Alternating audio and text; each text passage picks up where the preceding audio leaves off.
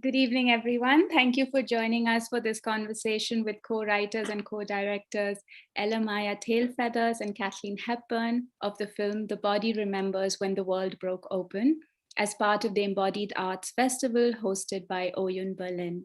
I'm so honored and grateful that they could join us today from Canada. And I hope all the participants who have joined us in this conversation had a chance to watch this brilliant, poignant, and urgent film that was online yesterday. My name is Sana, and I have curated the film program for the festival. Before diving into the conversation with the filmmakers, I would like to give you a bit of a background into the concept for the film program titled The Body Undone, A Conversation with Loss. I began my reflections on embodied memories inspired by the poetry of Meena Kandasamy, the writings of Christina Crosby, and the art of Balbir Krishnan, looking specifically at the emotions of loss and grief.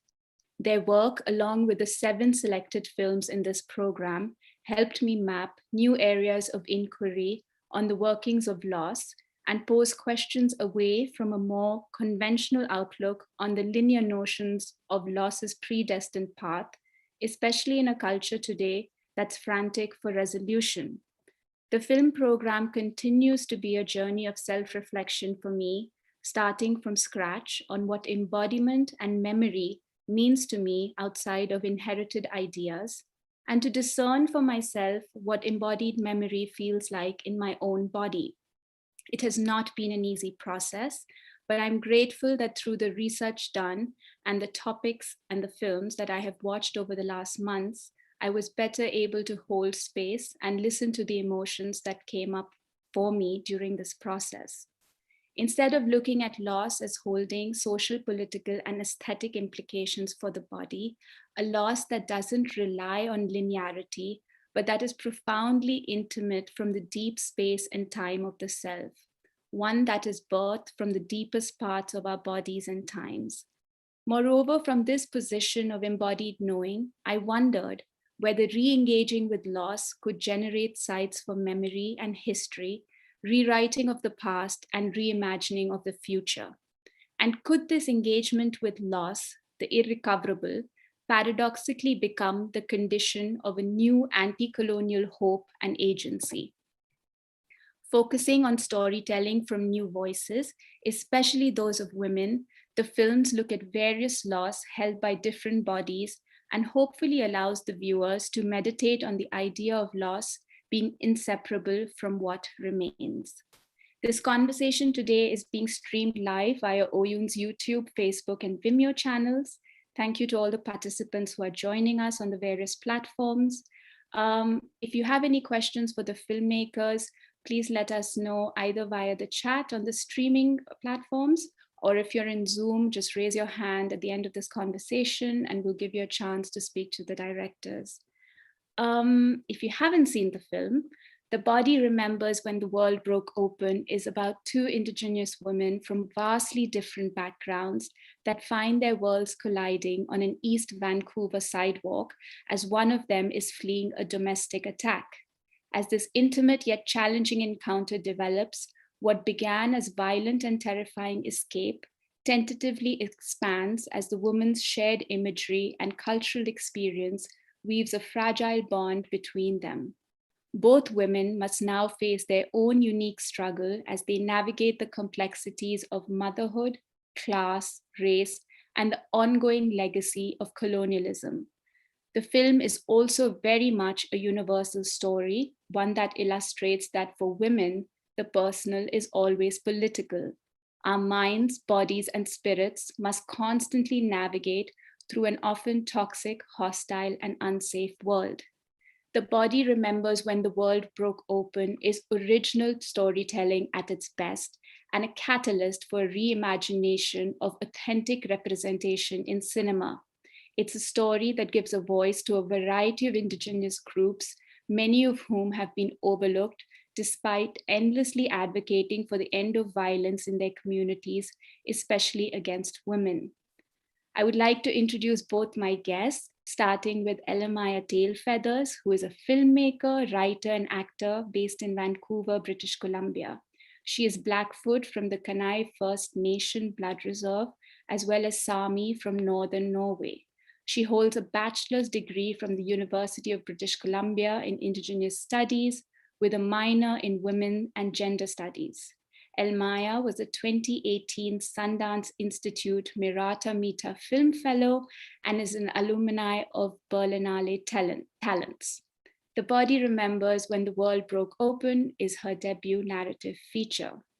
My other guest, co-writer and co-director of the film, Kathleen Hepburn, is a Vancouver-born writer and director whose critically acclaimed debut feature, Never Steady, Never Still, premiered at TIFF in 2017 and was awarded Best Canadian Film and Best Director by the Vancouver Film Critics Circle, as well as a special jury prize at the Dublin International Film Festival. She holds an MFA in creative writing and a BFA in film production from the Universities of Guelph and Simon Fraser, respectively. The Body Remembers When the World Broke Open is her second feature film. Thank you so much, ladies, for joining us. And before we start this conversation, could the Oyun team just show the trailer of the movie to set the tone for the conversation?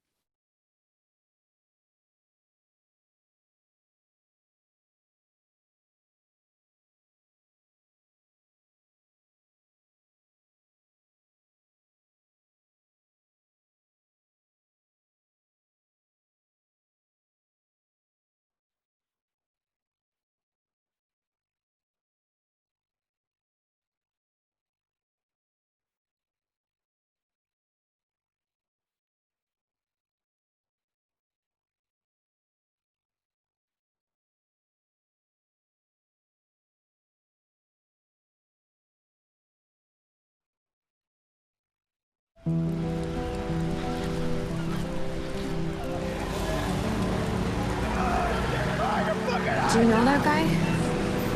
It's my boyfriend. Come on, honey. Rosie! Let's move a little faster, okay? He's not usually like that. He doesn't even mean it mostly. He can be good too. You're a long ways from home then. I told you I don't want any cops. I would just feel better if we could call someone, you know? Call someone who knows about this kind of stuff. It's a lot, hey? Being a mom. So you got anybody looking out for you, Rosie? I look out for myself. And the baby? You think you're better than me? You're not fucking better than me. I'm gonna protect him. No one's taking my baby. I'm not trying to tell you what to do. Then what are you trying to do? I'm just trying to help.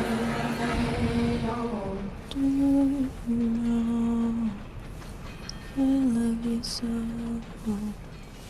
You'll always be mommy's little guy.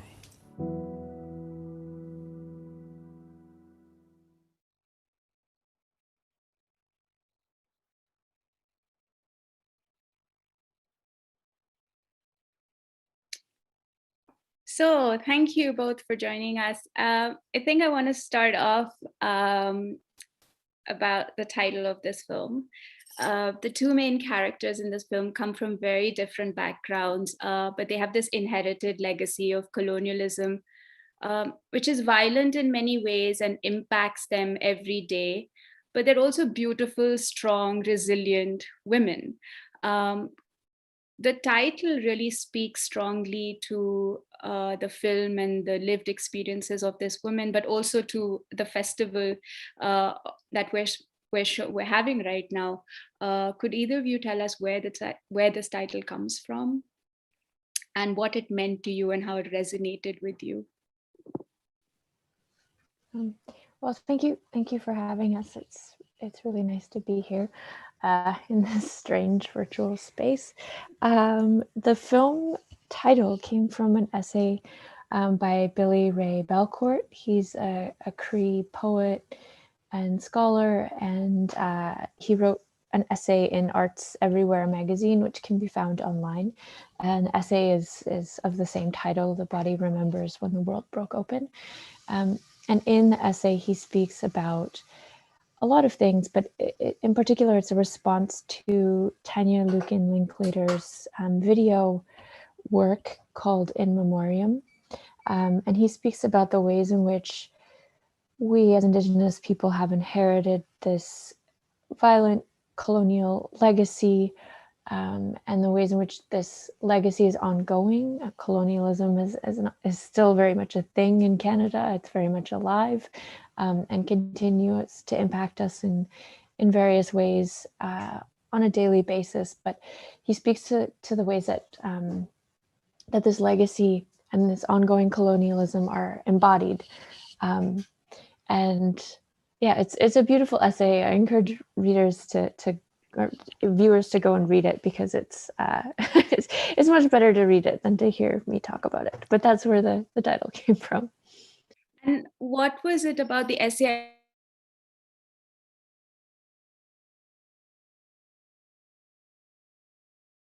mistaken, where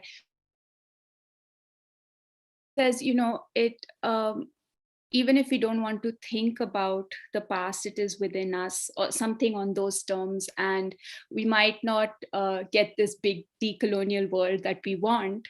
And I wonder almost if Belcourt, sorry, so past present reference is what Isla and Rosie are dealing with, in a sense. Yeah, I would definitely say so. In Canada, we had the Truth and Reconciliation Commission, which was, I guess, an effort to speak truth and uncover truth about the history of the residential school legacy. So for viewers who are on the other side of the world right now, in Canada, we had the Indian residential school system, wherein all Indigenous children were forced to go to residential schools, which were part of a larger assimilationist project. And many of these children experienced violence in all forms. Many children died in these schools, and the effects of those schools are still being felt today. And the Truth and Reconciliation Commission was, I guess, a move to reconcile, although I don't know if that's ever really possible, especially when colonialism is very much alive. And I think that's what the essay is also about. It's about how there's, I guess, a pressure on Indigenous people and Indigenous artists to make work that is that speaks to a present where everything has been reconciled, but that's just dishonest. And I think when you opened this event, you spoke about how we live in a society that's frantic for resolution. And I think that can be said about the Canadian society we live in, wherein there is this like frantic push for resolution, for everything to be okay, without acknowledging the current harms that are being placed on Indigenous people and many other marginalized populations in Canada, because white supremacy is very much alive in all institutions within Canada. Yeah, but beautifully, you've also shown that these characters are more than just the trauma that they hold. And of course, they hold a lot of trauma based on their colonial legacy. Could you speak a bit about what the film shows in regards to how women have been affected by this history of state violence? Mothers, you've talked a lot about foster care within your film as well. Could you kind of lay the ground for us on what is happening in Canada in relation to that? I remember reading a crazy statistic. I think you said like 91% of young Indigenous children are within foster care, or some bizarre number like that. It sounded extremely violent. Yeah, sure. So the legacy of child removal is ongoing in Canada. So after the residential schools were shut down, something called the 60s scoop happened, and it never really ended. So the 60s scoop was this government effort to continue to remove Indigenous children from communities and place them in the foster care system, or to have them adopted by non-Indigenous families. And that is an ongoing issue. Indigenous children are being removed from family and community at extremely high rates, very disproportionate to the population. And the numbers vary from province to province, but in the province of Manitoba, 91% of children, actually, I think it's more than that, over 90% of children who are in foster care in the province of Manitoba are Indigenous children. And that removal process has done irreparable harm to our communities and to our families, to our culture, to our languages, to nationhood, to our sovereignty, to all of those things.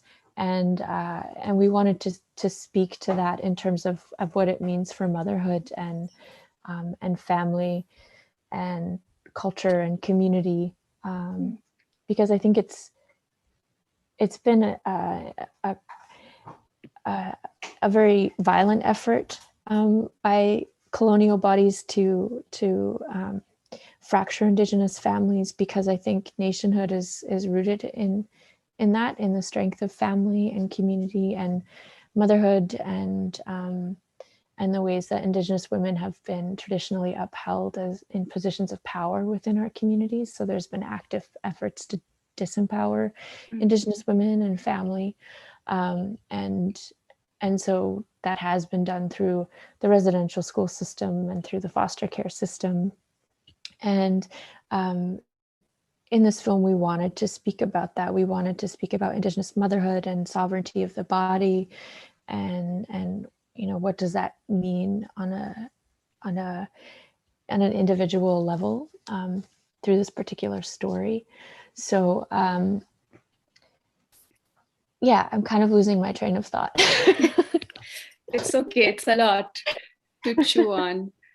Kathleen, do you have anything to add as sort of a non-native? I don't know how you have experienced all these topics and the film in itself.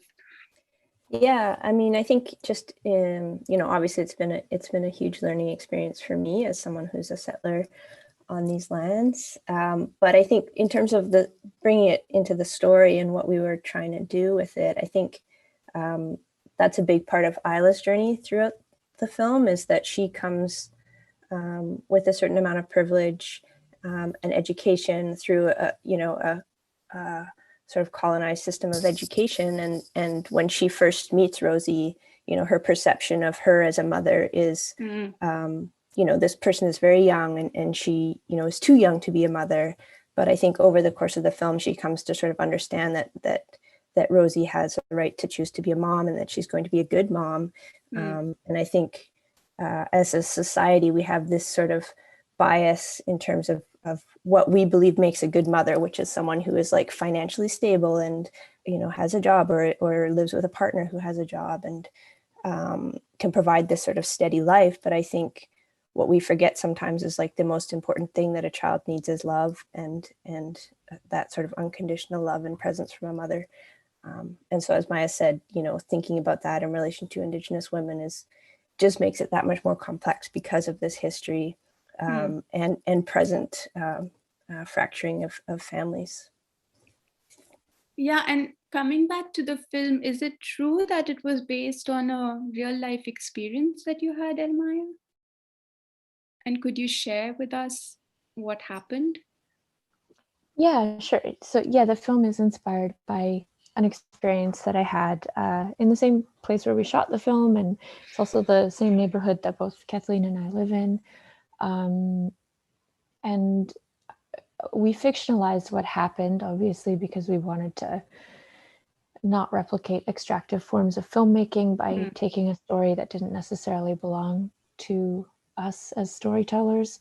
But very much like in the film, I encountered a young Indigenous woman who had just fled her partner, who had assaulted her, and she was standing on the sidewalk barefoot in the rain on a really cold Vancouver day, and she was clearly in distress, and it was a busy kind of rush hour, a moment of like busy rush hour traffic on the street, and nobody was stopping for her.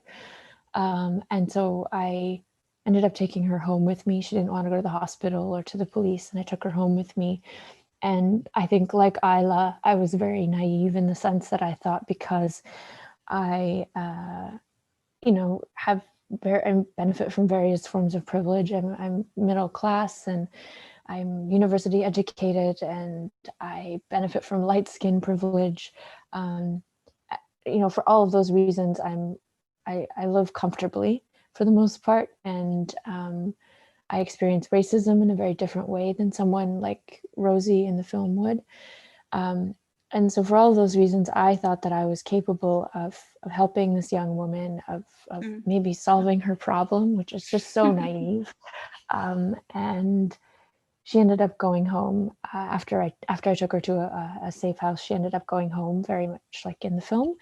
And so I carried that experience with me for years. I never saw her again, and her building is just 2 blocks away from my home. And I just always kind of wondered, like, what happened to her and what happened to her child, and what did that experience mean, and what can I do with it? Because it felt like it was just sort of like sitting with me unresolved, which is interesting because we're talking about this frantic rush for resolution, but it sat within me unresolved, and I felt like maybe in turning it into a film, there could be an opportunity for resolution, or just to document that it happened and continues to happen every day to so many women. So yeah, that's where it came from. Yeah, because your film, I mean, is not really about any resolution. Like there is no ending that's happy, that offers the viewer like some massive catharsis at the end, which I think is very honest. And that's the way most of these emotions, I guess, evolve. Even during my own processing of loss and grief and trauma, it's never from point A to point B. It's so circular somehow and messy. And I think that's why your film is so beautiful, because you showcase that messiness and untidiness of all these emotions so really and so honestly, that a lot of us are sitting there might not have gone through the same experience, but saying, oh yes, I can relate and I understand and I feel seen and heard through films like this. So thank you for that. How was the process? I mean, you're acting in it, but you both have also co-directed and written it. The production of a film like this, which is a very difficult topics again, how did you go about making the film with a larger cast and crew involved to be in a holistic way? Could you touch a bit about what the prep was like, for the research was like for this kind of film? Kathleen, maybe? Sure. Yeah, so it was a really ambitious project. I'm not sure if everyone has seen the film, but we made the choice to tell the film in one continuous take after the 2 characters meet, which sort of meant we were more producing a play in a sense, where everybody had to be there for the entire experience for each take. So we shot the film. We had 2 days of sort of more traditional shooting for the sort of prologue scenes.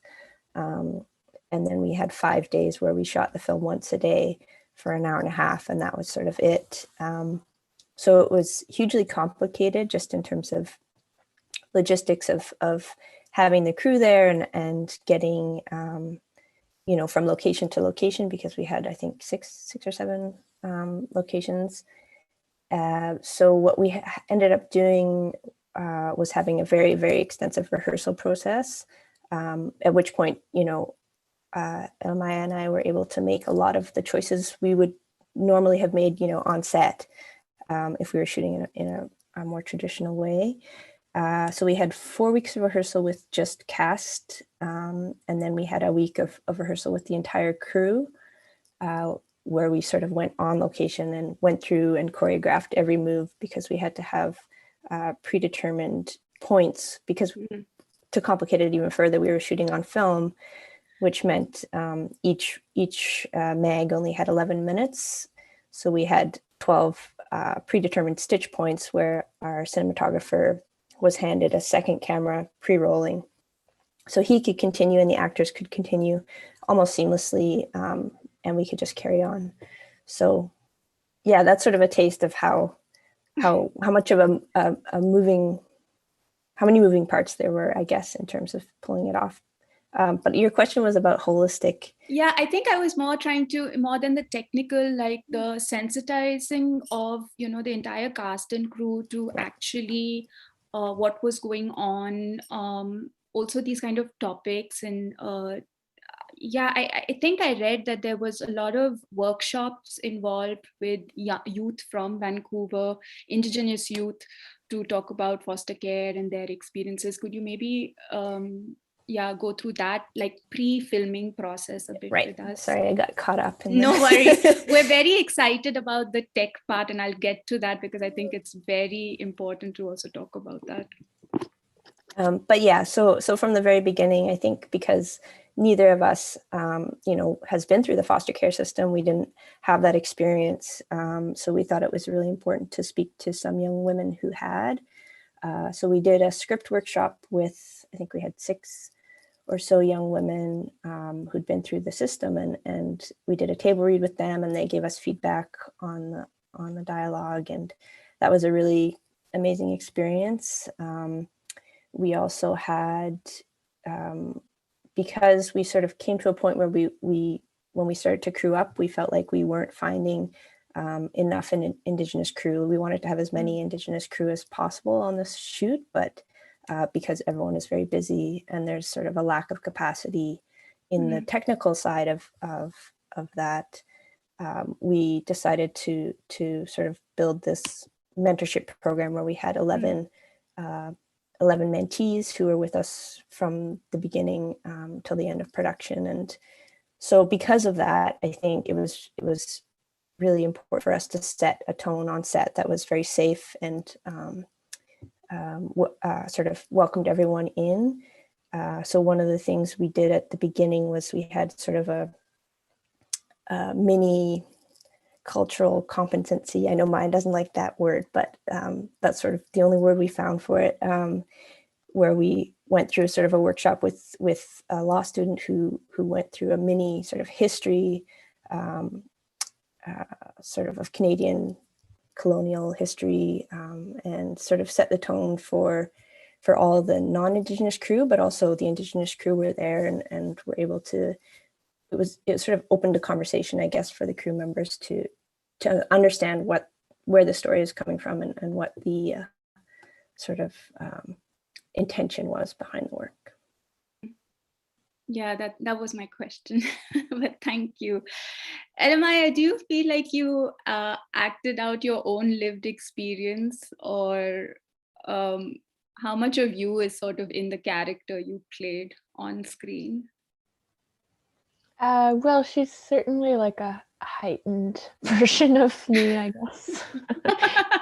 I don't think I'm that bougie or uptight, but it was important to have extremes with these 2 characters. Yeah, it was definitely strange to in a way reenact that experience, but it also felt cathartic just documenting it in this film and knowing that others would be able to sit with the same experience and maybe learn the same types of things that I learned, and also kind of have to navigate those really challenging questions that arise around the intersections of class and race and how that impacts gender and the ways that all of that is embodied, and how we navigate violence and what happens after the violence. And also, yeah, navigating structural and systemic violence, which are just always there and so pervasive. How did you find Violet Nelson, who plays the character of Rosie? She was incredible. how did she come to be part of this? So we did an open casting call. We had sort of more traditional casting as well, but we weren't finding. We just knew we needed something really special for this character, and we did an open call. And she came in. She'd never acted before, but she auditioned thanks to her mother's encouragement. And yeah, it was. We knew pretty much right away, I think, that there was something really amazing about this person. Yeah, and I don't know, she embodies that character so beautifully, and I keep wondering, and now that we go into the technical bit, how she handled as a first time actress these continuous shots that even as a viewer you're so emotionally drained, and you guys didn't give us any space to breathe or look away, or yeah, we're completely immersed constantly. So talk about kind of the camera work for the participants who didn't watch the film. I think the real power of your film lies in this intimacy and realism that you were able to bring in with your cinematographer Norm Lee, who shot on 16 mm, like you said, a continuous shot is not the prologue scenes, the 3 prologue scenes, but the rest were all continuous in real time. And you said you circumvented the 11-minute long 16 mm magazines by constantly changing cameras. Is that correct? Is that how you did it? They were already like loaded and ready to go. Why this style, Kathleen? I mean, you mentioned complicated. I mean, it's elegant, it's beautiful, it's stunning, but it's extremely complicated. Why was it important to do this for you guys? Well, right from when Maya had originally been thinking about the film, and she could speak to this a little better than I could, but she had sort of imagined it as a real-time film because the experience was so temporary. And so it was important for us to try and honor that experience of 2 strangers sort of coming together for a moment and never really seeing each other again. And we thought, okay, we have to tell this in real time, and what's the best way to really immerse ourselves in the real time is to actually shoot it in real time. So we knew it was a little crazy when we started, and we kind of had to rethink our whole conception of how to make a film and what that looks like.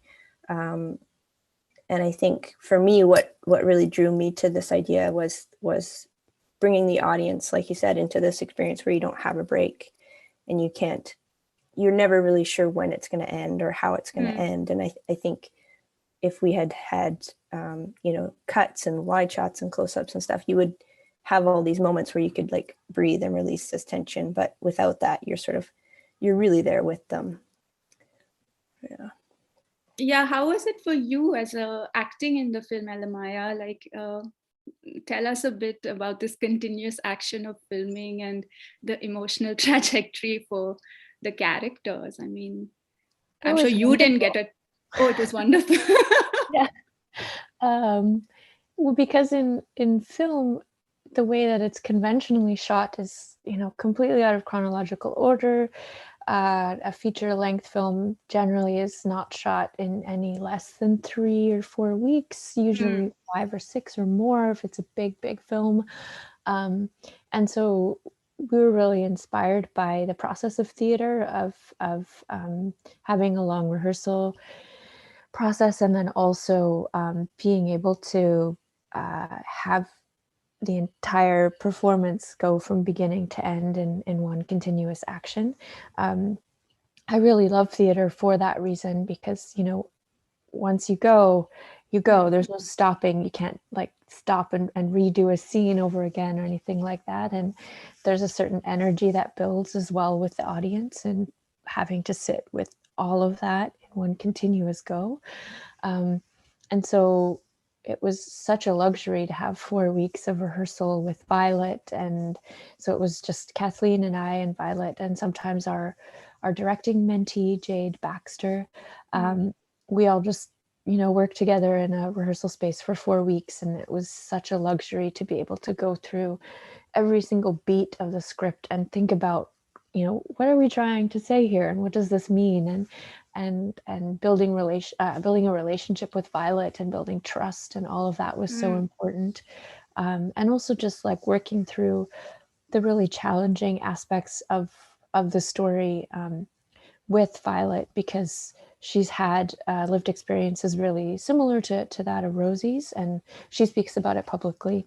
And so Kathleen and I went and saw a therapist to learn about trauma-informed care and how to take care of a 17-year-old girl acting for the first time with this like incredibly challenging subject matter, and how we as directors could hold that responsibility in an ethical and caring way. So yeah, it was wonderful to be able to rehearse for 4 weeks and then experience the entire story from beginning to end as an actor. It was obviously really complicated, but to be honest, there's so much of that in theater. You have to, it's just this like carefully choreographed show where like every single moment has to be prepared and planned, and things can go wrong, and there's some real like beauty to the potential of failure as well. Yeah, I think I read that normally said it has never been done in the history of film on 16 film, this kind of continuous real-time shoot. So it's a first of many kinds, your film, first of many, many things. What it also shines in your movie is, the treatment of temporality and how you've allowed for these spaces and moments between the words to just be there. And I think this also comes with the kind of visual treatment you've given through the camera, which gave us as the viewer, me especially, I felt a little moment to breathe and kind of digest what was going on. And these moments, which are normally edited out of a film or not kept for some reason, are very revealing in a sense for your film in particular. Why was it important for you in the narration to keep these kind of moments of pauses and breaks? Kathleen, maybe you can talk a bit about how you decided who to be with when and how much to linger in what moment. Yeah, I think there's several reasons why those moments were so important. I think, again, Maya could speak to this better, but I think in the original interaction with this young woman, what wasn't said and the silences in the spaces, held so much weight. And I think that's true for the way that we communicate with each other as human beings, is like most of what we're saying is actually between the words we say. And I think giving the audience, if the audience didn't have time between the words to sort of process what's underneath them, I think you're doing them an injustice. But also in terms of a technical perspective, like those spaces were our editing. Like we had to decide, sort of edit the film before we shot it, edit it in the script stage, so we could decide, okay, when do we slow down? When do we speed up? As you said, who do we go with when? One of the big questions we asked when we were blocking was, whose moment is this? Whose scene is this? And who holds the power? And I think because it's a very subtle script, these shifts in power were so important and so small. So we really had to think about, who's flipping the script at what moment, and who do we stay with? I don't know if you have anything to add to that. No, that's great. Yeah, thank you. Moving on to the sound, which is again very natural in your film, adding to this overall realistic feel. Apart from those two incredible songs, I'm going to read out the names just so that I've not got them wrong. One of the songs is Mommy's Little Guy, a lullaby by First Nations artist Fawn Wood. And then there's Little Green by Joni Mitchell. The lullaby has stayed with me. I mean, especially that hum. And I think that scene where Rosie goes into the toilet while she's at the safe house and sings it or hums it to her unborn child is so poignant. Talk to us a bit about, why this sort of keeping with the diegetic sounds of the film was important, and then these two tracks and how they played in also to this idea of motherhood that is an overlying theme in the film.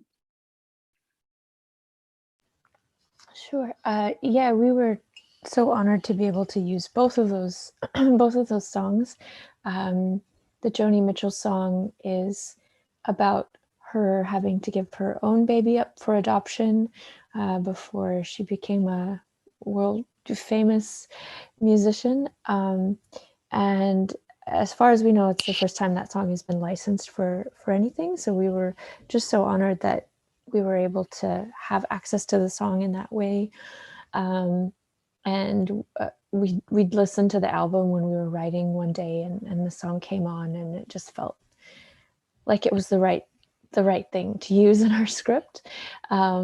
And Joni Mitchell herself is also has some Sami heritage, which is quite cool.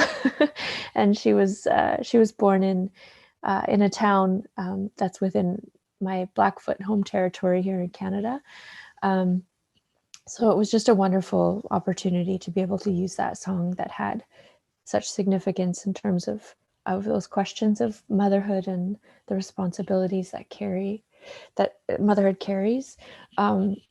But in terms of the lullaby by Fawn Wood, we used that song throughout rehearsal as well as a way to sort of ground Violet in the performance. And Kathleen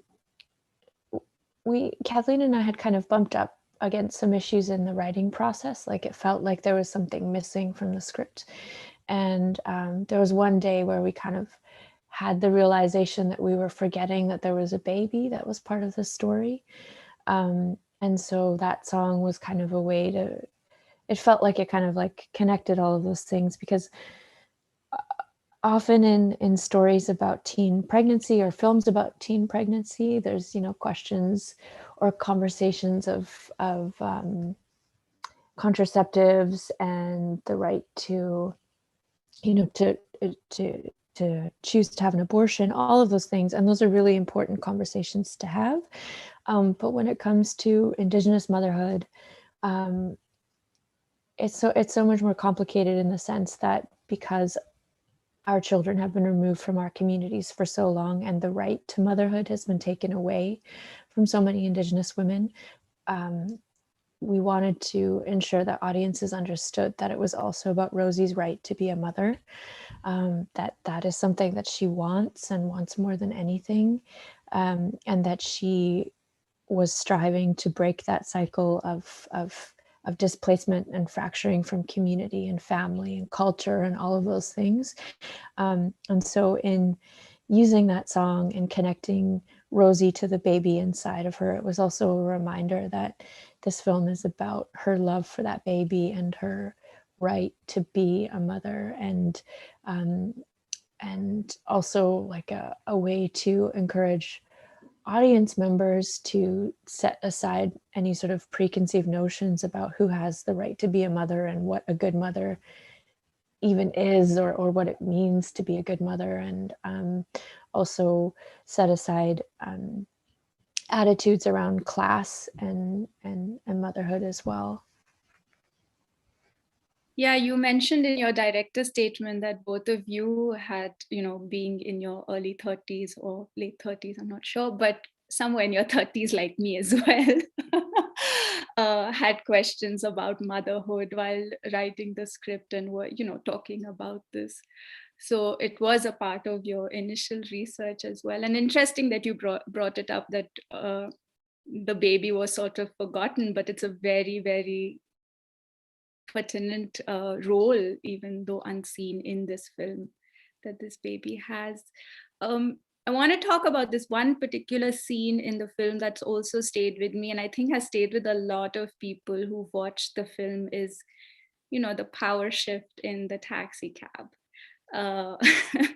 It's so playful, and it shows the resilience also of Rosie as a character, that there's still humor, even though she's going through this extremely traumatic event, and an extremely potent scene, where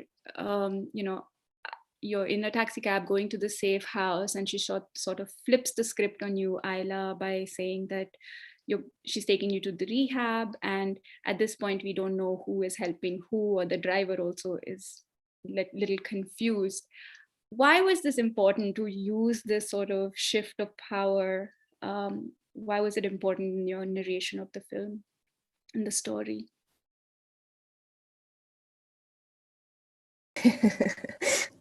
Okay, I'll go. I think for exactly the reason you're saying, we wanted to make sure that we were giving Rosie the agency, or at least, give her some power over her own narrative. And in this moment, she, is taking control, and turning the sort of outsider view of the situation onto Isla as this victim that needs to be cared for. I think it was just important for us to show that she's a full person, and she has humor, and she's smart and cheeky, and a good prankster. And that she does have power, or deserves power, over her own choices and her own life. Did that happen in reality, Elamaya, when you were taking the lady? Well, she was really funny, and we wanted to honor that. It sounds so strange to say, but on the drive, because there was no taxi ride in real life, but I drove her to the safe house, and on the drive we laughed, and she told me some funny stories, and she made jokes, and I wanted to honor her resilience and her capacity to laugh in the face of violence in that way. And I think it also just like speaks to Indigenous humor in the sense that, like, I don't know, it's like laughter is really, it really is medicine. And whenever you go into an Indigenous home, like whenever I'm home, we laugh. Like that's the most common sound you hear is laughter in the home. And I think that's a really beautiful thing. I just wanted to tell the participants that Elamaya needs to leave in 10 minutes. So if you have any questions for her, please share them right away. I'm also gonna just look in the chat to see if there's anything so that I don't miss it out, all this technology.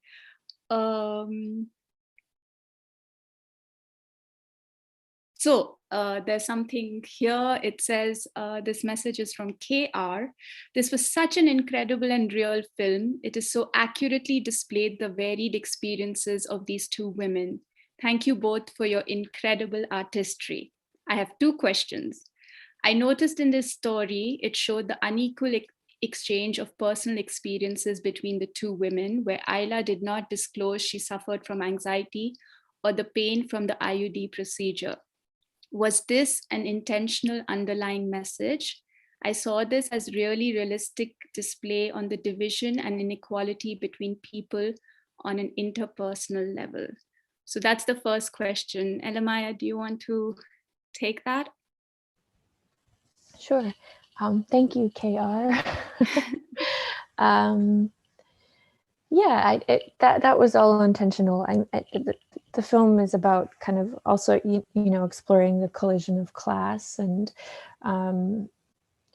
the options that are available in terms of our agency or sovereignty over our own bodies when it comes to class, and our relationship with healthcare and authority figures shifts when it comes to class, and also race.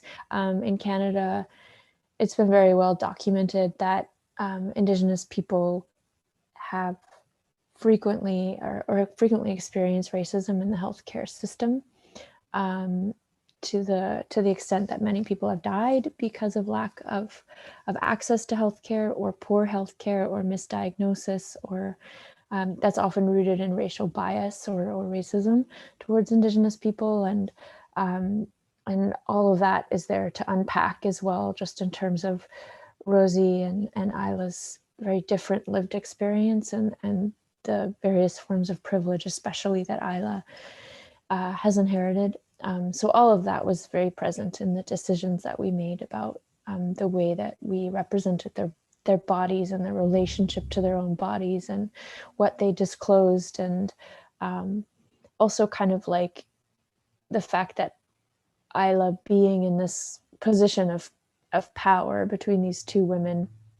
I think it's important to acknowledge that in many ways she feels that she has the right to not necessarily exploit, but to know what's going on in Rosie's life, whereas she's not willing to disclose what's going on with her own internal stuff. And so, yeah, I think that's kind of speaks to her own sort of like savior mentality, and how all of that needed to be confronted and dismantled in this 90 minutes that she spends with this woman.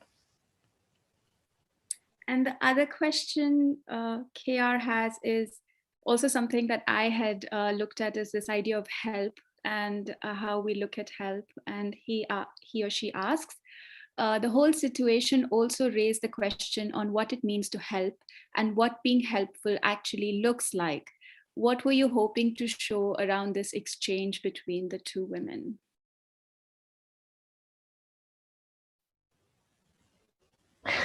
I think, yeah, just that. I don't think either of us really had any plans to like conveniently resolve the story, because it wasn't resolved in real life, and I don't think will ever be resolved. And maybe that is our resolution, is just to ask questions and to,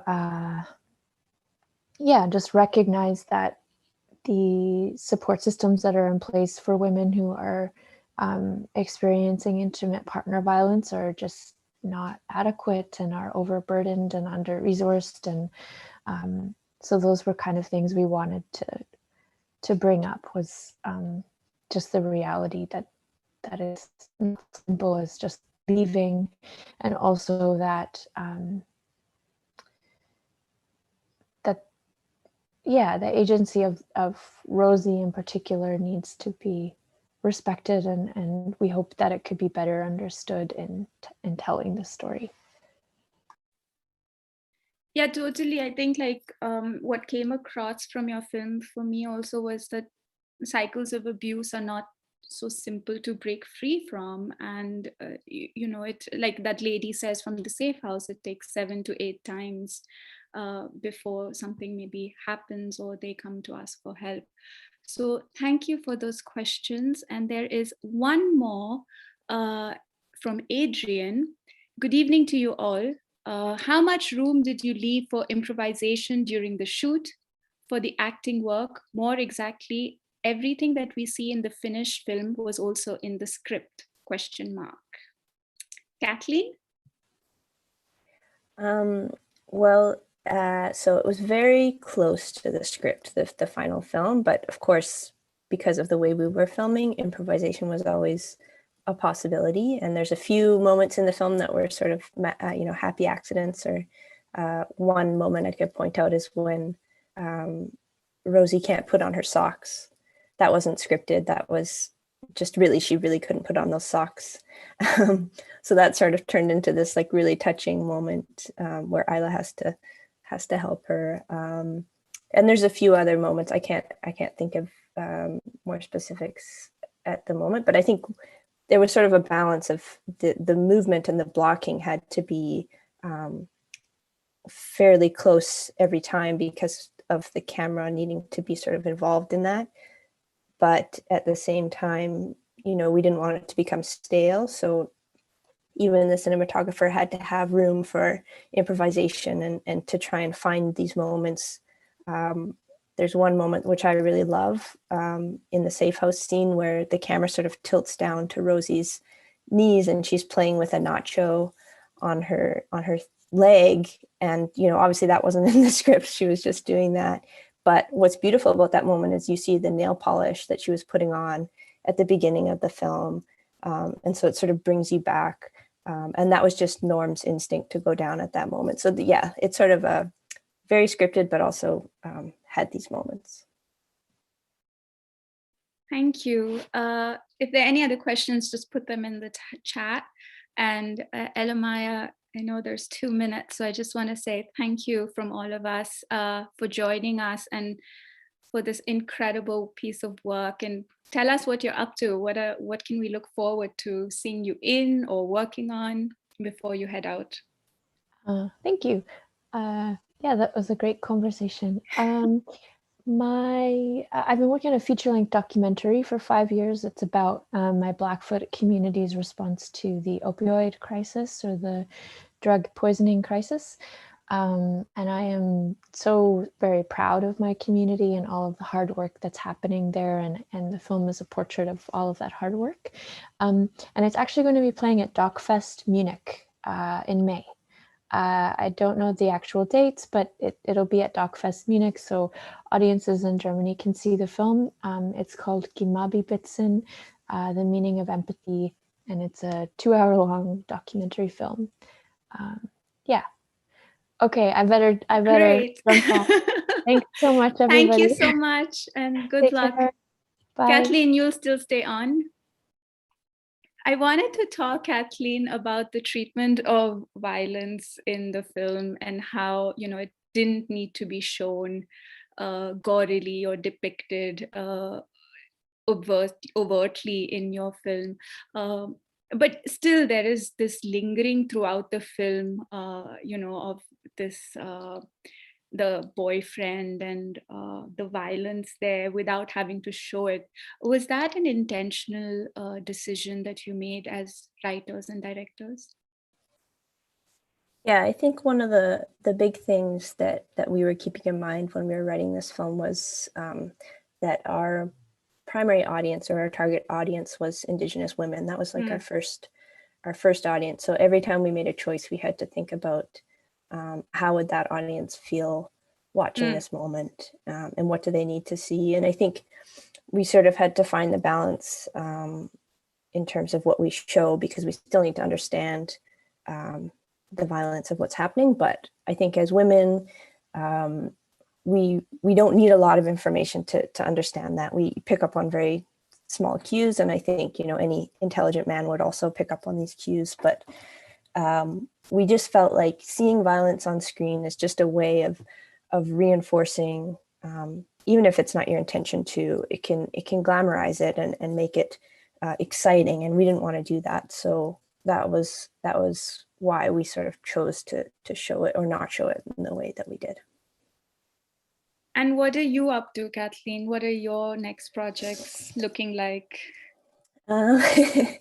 Well, I'm sort of back to square one with writing the next feature. So I can't really say too much about it, but it's another drama that deals with sort of multi-species interconnectivity and trauma again. Seems like a consistent theme. That yeah. And motherhood, lots of motherhood films for me. There's another question from Adrian. He asks, what was the most difficult scene for you from a technical point of view?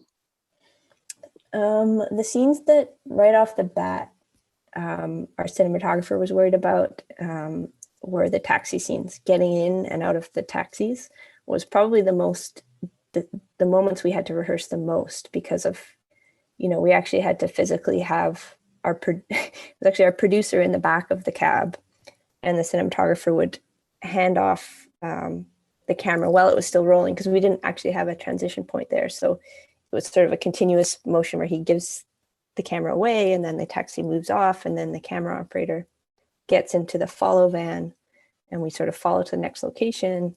He jumps out. So it was like a lot to plan out, and just to do that transition in a way that was smooth and seamless was definitely the biggest challenge. The film has traveled quite a bit. I mean, you got picked up by Array distributors. Are you already on Netflix? Yes. Yes, in English-speaking countries, I Yes. believe. Yeah. When you set out to make the film, what were your intentions, and to see the trajectory of where the film has reached and who it's reached? How does it make you feel as directors of a really, really important topic? Yeah, I think when we were writing the film, we really weren't sure how it was going to be received. I don't think we thought it would be as widely received as it is.